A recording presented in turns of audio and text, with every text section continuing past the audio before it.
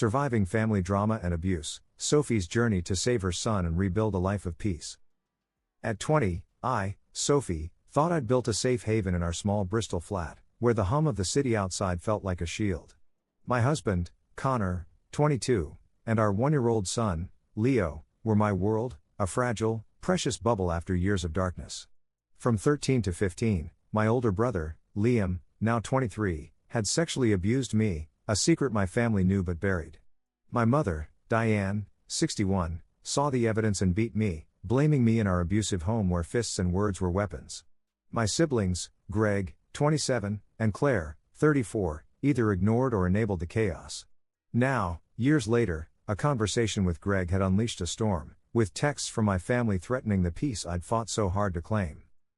The abuse started in our cramped terraced house in Leeds, where peeling wallpaper and shouting matches were the norm. Liam's actions began subtly, lingering touches, whispered threats, escalating to assaults that left me hollow. I was 13, small for my age, a size 8 frame that felt like a target. My mother caught us once, Liam's hands on me, and her response was a slap across my face, screaming that I'd brought shame on the family. My siblings knew, Claire's cold stares, Greg's absence in prison for petty theft, but no one helped. At school, I tried confiding in a teacher, Miss Harper, who alerted social services. Diane called me a liar, and the investigation fizzled, leaving me trapped. At 15, I met Connor, a lanky boy with kind eyes who saw my pain when no one else did. He urged me to tell the police, and when I did, the truth poured out. Social services placed me in foster care, a quiet home where I learned to breathe again. I cut contact with my family for a year and a half, healing through therapy and Connor's unwavering support. At 17, I tried reconnecting, hoping for remorse. Instead, Diane and Claire demanded I forgive Liam, saying he was young and didn't know better. Greg, newly out of prison, stayed silent. I refused, choosing my sanity over their denial. By 19, Connor and I moved in together, a small flat filled with second-hand furniture and hope. We married at 20, a simple registry office ceremony, and Leo arrived a year later, our rainbow baby after a stressful pregnancy that nearly required a C-section. Diane shamed me for it, texting, "Real women don't need surgery to birth." Claire, pregnant 3 months after me, mocked my weight gain, calling me fat despite my size 8 frame pre-pregnancy. Her own drama, fights with her baby's father, accusations I'd slept with him at 13, added venom to our already strained bond. I kept my distance, focusing on Leo's gummy smiles and Connor's steady love. Yesterday, a phone call with Greg unraveled everything. He'd called to catch up, his voice gruff but familiar. I opened up, explaining why I couldn't fully forgive Diane, her beatings, her refusal to protect me, her excuses for Liam. She was abused by Dad, Greg said, his tone defensive. She did her best. You can't hold it against her forever. I snapped back, her best was blaming me for Liam's abuse. That's not love. The call ended abruptly, but I thought it was done. It wasn't. By evening, my phone buzzed with texts from Diane and Claire. Diane's were sharp. "How dare you badmouth me to Greg? You're ungrateful after all I did." Claire's were cruel. "You were still whining about Liam? Get over it. You're just jealous I'm a better mom." Connor's phone lit up too, Claire accusing him of turning Sophie against us.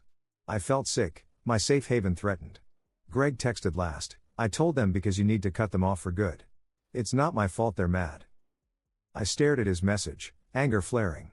Greg, absent for much of my childhood, had no right to meddle. Connor, reading over my shoulder, pulled me close. "They are not coming near you or Leo," he said, his voice firm. "We'll handle this." That night, I barely slept, Leo's soft breaths in his crib a reminder of what I was protecting. Memories of the abuse flooded back, Liam's shadow in my room, Diane's slaps, Claire's taunts about my weight. I'd rebuilt my life, but my family's denial was a wound that wouldn't heal. At dawn, I called my old social worker, Ms. Patel, now a friend. Her voice was calm, grounding. "Sophie, you don't owe them anything. If they're harassing you, document everything. You can get a restraining order if needed." I nodded, tears falling. "I'm scared they'll show up. Claire's unhinged, she's done it before." "Change your locks," Ms. Patel said. "Get a Ring doorbell. And talk to Connor about boundaries. You're stronger than you know." Connor and I acted fast. We ordered a doorbell camera, scheduled a locksmith, and blocked Diane and Claire's numbers. Greg's too, for now, his betrayal stung, even if he thought he was helping. I kept screenshots of their texts, a precaution in case things escalated. Jen, my foster mom from Care, came over that afternoon, her warm presence a balm. "You are doing right by Leo," she said, rocking him. "Your family's chaos isn't your burden." Her words steadied me, but Claire's history of showing up, once banging on my old flat's door, accusing me of stealing her ex, kept me on edge. I confided in my therapist, Dr. Ellis, during our weekly Zoom. "I feel like I'm back in that house," I said, my voice shaking. "Like they're still controlling me." "You are not there," Dr. Ellis said. "You've built a life they can't touch. Set firm boundaries, write them a letter if you need to, but don't let their drama define you." Inspired, I sat at our kitchen table that evening, Leo napping, Connor cooking pasta. I wrote a letter, my pen trembling. "Diane, Claire, Greg, I need space. What happened to me wasn't my fault, and I won't forgive Liam or pretend it didn't happen. Stop contacting me and Connor. We're focusing on our son and our peace. Respect that, or we'll take legal steps." I didn't mail it yet, wanting Connor's input, but writing it felt like reclaiming power. Connor read it, his jaw tight. "It's perfect, Soph. Send it when you're ready. And if they show up, we call the police. No hesitation." The next week was tense but quiet. The doorbell camera arrived, its alerts giving me peace of mind. No texts came, either they'd backed off, or the blocks worked. I focused on Leo, his giggles as we played with stacking cups, his tiny hand in mine. Connor and I planned a weekend hike, a chance to breathe in the mountains. But Claire's shadow lingered. At a park playdate with Leo, I overheard a mum mention Claire's name. She lived nearby, her own baby now 3 months old. The proximity chilled me. I called Jen again, needing her wisdom. "What if Claire shows up?" I asked, pushing Leo's stroller. "She's always been cruel, calling me fat, making up lies." Jen's voice was firm. "You are not that scared girl anymore. If she comes, you tell her to leave. You've got Connor, Leo, and a life worth protecting. She's got no power over you." Her words lit a fire. That night, I mailed the letter, certified, to Diane, Claire, and Greg. I felt exposed but resolute. Days passed without response, and I dared to hope they'd listened. Mia's art classes became my refuge. Watching her sketch, her confidence growing, reminded me of my own strength. Connor and I started therapy together, learning to navigate my family's chaos as a team. One evening, as we tucked Leo into his crib, a knock came. My heart raced, but the doorbell camera showed Jen, holding a pie. I laughed, relief flooding me. Over tea, she hugged me. "You are doing great, Sophie. You've built something beautiful." I looked at Connor, Leo's soft snores filling the room. The scars of my past, Liam's abuse, Diane's violence, Claire's cruelty, would always be there, but they no longer defined me. I'd chosen my family, Connor, Leo, Jen. The letter was my line in the sand, and I'd defend it, for my son and myself. Bristol's hum was my lullaby now, and I was ready to keep singing it. The Bristol morning was gray, the kind of damp chill that seeped into your bones, but inside our small flat, the warmth of Leo's giggles and Connor's coffee brewing grounded me. At 20, I, Sophie, had built a fragile sanctuary with my husband, Connor, 22, and our 1-year-old son, Leo.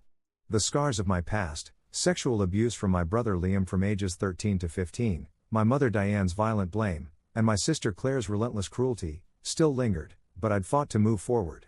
Sending a certified letter to Diane, Claire, and my other brother, Greg, demanding space had been my stand, a declaration to protect my family. But a week later, the silence from them felt like the calm before a storm, and I braced for the fallout. The letter, mailed after Greg's betrayal, sharing my private pain with Diane and Claire, sparking their barrage of hateful texts, had been a leap. "Stop contacting us," I'd written, my hand shaking. "Respect our peace, or we'll take legal steps." Connor had backed me, his steady presence a lifeline, and we'd fortified our flat with a Ring doorbell and new locks. But the fear of Claire showing up, her history of unhinged confrontations, like banging on my old door, accusing me of stealing her ex, kept me awake. Leo's safety, his bright eyes and chubby hands, was my priority, and I'd do anything to shield him from my family's chaos. That morning, as Connor dressed Leo in a tiny dinosaur onesie, I checked the doorbell app for the 10th time. No alerts, just the quiet street outside. Connor noticed, setting Leo in his high chair with a sippy cup. "You okay, Soph?" he asked, his brown eyes searching mine. "Just nervous," I admitted, stirring my tea. It's been too quiet since the letter. Claire's not one to back down. He nodded, his jaw tight. If she shows up, we call the police. No drama in our home. You did the right thing with that letter. I managed to smile, but doubt not at me. Had I been too harsh?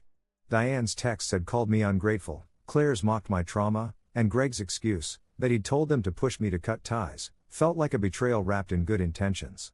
My childhood home in Leeds, with its peeling wallpaper and constant shouting, was a ghost I couldn't shake. Diane's beatings, Liam's abuse, Claire's taunts about my size 8 frame being fat, they'd shaped a girl who felt worthless. Now, I was a mother, a wife, determined to be more, but their voices still echoed. I called Jen, my foster mum from care, needing her warmth. She answered from her Bristol garden, her voice like a hug. Sophie, you're stronger than they are, she said. That letter was you taking control. If they don't respect it, you've got options, legal ones. What if Claire comes here? I asked, rocking Leo's high chair. She's done it before. Document everything, Jen said. Keep those texts, record any visits. And lean on Connor. You're not alone anymore. Her words steadied me, and I spent the day with Leo, playing with stacking cups and reading the Gruffalo. His laughter was a balm, but my phone stayed close, the doorbell app open. Connor, home from his mechanic job, suggested a distraction, a walk to the park. We bundled Leo into his stroller, the autumn air crisp, and wandered through Bristol streets, the city's hum a reminder of the life we'd built. At the playground, Leo squealed on the baby swings, and Connor's hand in mine felt like an anchor. But the storm broke that afternoon. As we returned, the doorbell camera pinged, an alert. My heart raced as I opened the app, expecting Claire's angry face. Instead, it was Greg, his lanky frame hunched, hands in his pockets. I froze, Connor peering over my shoulder. What's he doing here? He muttered, grabbing his phone. Stay here with Leo. I'll handle it. No, I said, my voice firm. I need to face him. We met Greg at the door, Leo on my hip. Greg's eyes, so like Liam's, made my stomach twist, but I stood tall. What do you want, Greg? I asked, my tone cold. He shifted, uneasy. I got your letter. I didn't mean to cause trouble, Soph. I told Mum and Claire because I thought it'd make you see you're better off without them. You had no right, I said, my voice shaking. You weren't there when I was a kid. You were in prison when Liam, I stopped, Leo's weight grounding me. You don't get to decide what's best for me. Greg flinched. I know I wasn't around. But Mum's a mess, Claire's worse, and Liam. He's still living with Mum, acting like nothing happened. I just want you to be free of them. Connor stepped forward, his arm around me. Then respect her letter. Stop stirring things up.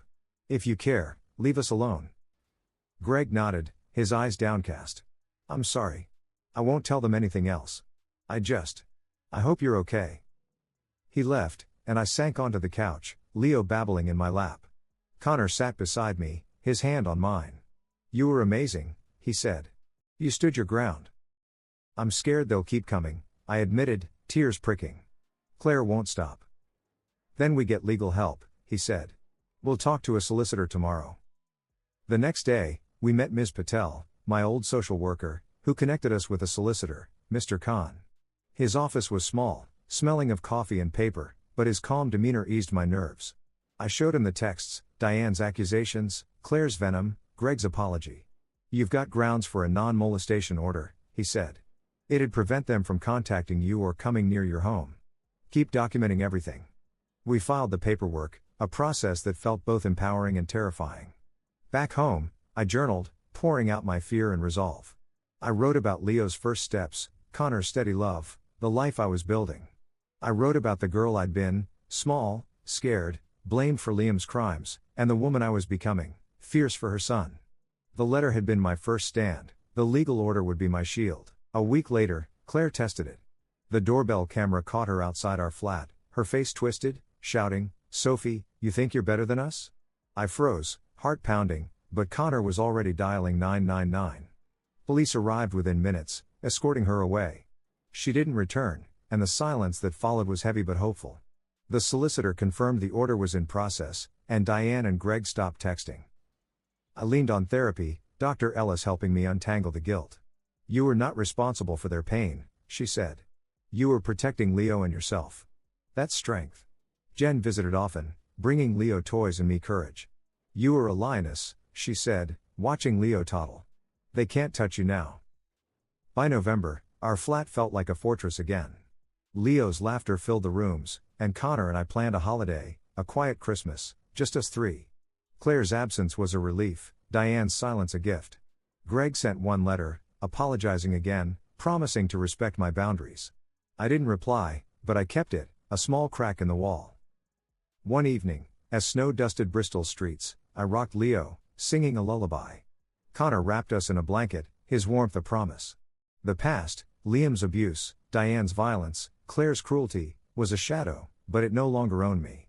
I'd drawn my line, and with Connor and Leo beside me, I was ready to hold it, building a future where love, not pain, defined our home. The Bristol winter wrapped our small flat in a quiet chill, the kind that made you crave warmth, blankets, tea, the glow of a family you chose. At 20, I, Sophie, stood in the kitchen, stirring a pot of vegetable soup, the steam rising like a promise of peace. My husband, Connor, 22, was sprawled on the living room floor with our 1-year-old son, Leo, building a tower of colorful blocks that Leo gleefully knocked down. Their laughter was a melody, a stark contrast to the chaos of my past, years of sexual abuse by my brother Liam from ages 13 to 15, my mother Diane's violent blame, and my sister Claire's relentless cruelty. The letter I'd sent, demanding they stop contacting us, had drawn a line in the sand, and the non-molestation order we'd filed after Claire's doorstep outburst had held it firm. Now, as Christmas approached, I was learning to trust the silence, to believe that the home we'd built could withstand the ghosts of Leeds. The past months had been a crucible. Greg's betrayal, sharing my pain with Diane and Claire, sparking their hateful texts, had forced me to act. The letter, backed by Connor's unwavering support, was my declaration of freedom. No more harassment, no more guilt for refusing to forgive Liam's crimes. The solicitor, Mr. Khan, had guided us through the legal process, and the non-molestation order, granted a week after Claire's confrontation, barred Diane, Claire, and Greg from contacting us or approaching our flat. The doorbell camera, its alerts now rare, and the new locks on our door were physical reminders of the boundaries I'd set. But the emotional weight lingered, memories of Diane's slaps, Claire's taunts about my size 8 frame, Liam's shadow in my childhood bedroom. They were scars, but I was learning they didn't define me. Leo's giggle pulled me back, his chubby hands clapping as Connor rebuilt the tower. I smiled, my heart swelling. At 1, Leo was our rainbow baby, a miracle after a stressful pregnancy that nearly ended in a C-section. Diane's shaming texts, calling me weak for it, had stung, but Leo's health, his bright eyes and infectious joy, was my triumph. Connor caught my gaze, his grin softening. "Soup smells amazing, Soph," he said, scooping Leo up. "You okay?" I nodded, setting the spoon down. "Just thinking. It's been quiet since the order. Almost too quiet." He crossed the kitchen, Leo on his hip, and kissed my forehead. "That's a good thing. They know they can't mess with us. You're a lioness, you know that?" I laughed, the tension easing. "Thanks to you. And Jen. And Ms. Patel." Our support system, Jen, my foster mom from care, and Ms. Patel, my old social worker, had been my anchors. Jen's visits, her warm hugs and homemade pies, reminded me I had a mother who chose me. Ms. Patel's legal advice had empowered us to protect our home. My therapist, Dr. Ellis, helped me untangle the guilt that crept in during quiet moments. "You were not responsible for their actions," she'd said in our last Zoom session. "You were building a life for Leo. That's your power." But Claire's shadow loomed. Her history of showing up unannounced, her lies about me at 13, her mockery of my body, made me wary. The non-molestation order was a shield, but I braced for her to test it. Diane's silence was less surprising, she'd always retreated when confronted, but Greg's single apologetic letter, promising to respect my boundaries, left me conflicted. He'd been absent during my worst years, in and out of prison, but his regret seemed genuine. I hadn't replied, unsure if I could trust him, but I kept the letter in a drawer, a reminder that not all bridges were burned. One frosty December morning, as I pushed Leo's stroller through a park, the air crisp with the scent of pine, my phone buzzed. My heart skipped, expecting Claire, but it was Jen, inviting us for dinner. "Bring that soup," she texted. "Leo needs to taste his mom's cooking." I smiled, texting back a yes, but the park's quiet path stirred memories. At 13, I'd hidden in places like this, escaping Diane's fists and Liam's reach. Now, I walked tall, Leo babbling, my size 8 jeans fitting comfortably despite Claire's old taunts. I was no longer that scared girl. That afternoon, I called Dr. Ellis, needing to process the quiet. "It's strange," I said, watching Leo nap. "No texts, no drama. I keep waiting for the other shoe to drop." "That's normal," she said, her voice calm. "You were used to chaos. Peace feels foreign, but it's yours to claim. Focus on what you're building, Leo's laughter, Connor's love. That's your reality now." Her words grounded me, and I spent the week leaning into our life. Connor and I took Leo to a Christmas market, his eyes wide at the twinkling lights. We bought a tiny ornament, a star for our first tree, and planned a quiet holiday, just us three. But the past crept in. At the market, I spotted a woman with Claire's sharp jawline, and my pulse raced until I saw it wasn't her. Connor noticed, squeezing my hand. "You were safe, Soph. She's not here." The non-molestation order held. Mr. Khan called to confirm it was in effect, warning that any violation would lead to arrests. I kept screenshots of old texts, a habit born of caution, but no new messages came. Greg's silence felt like respect, Diane's like defeat.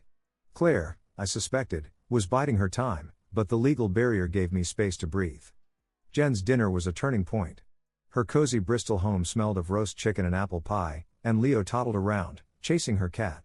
Over dinner, I opened up about the order, the letter, the fear.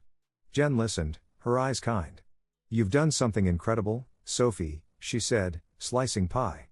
"You've set boundaries most people couldn't. Leo's lucky to have you." Connor raised his glass of cider. "To Sophie. The strongest person I know." I blushed, tears pricking. "To us," I said. "All of us." Back home, I journaled, a habit that had saved me in foster care.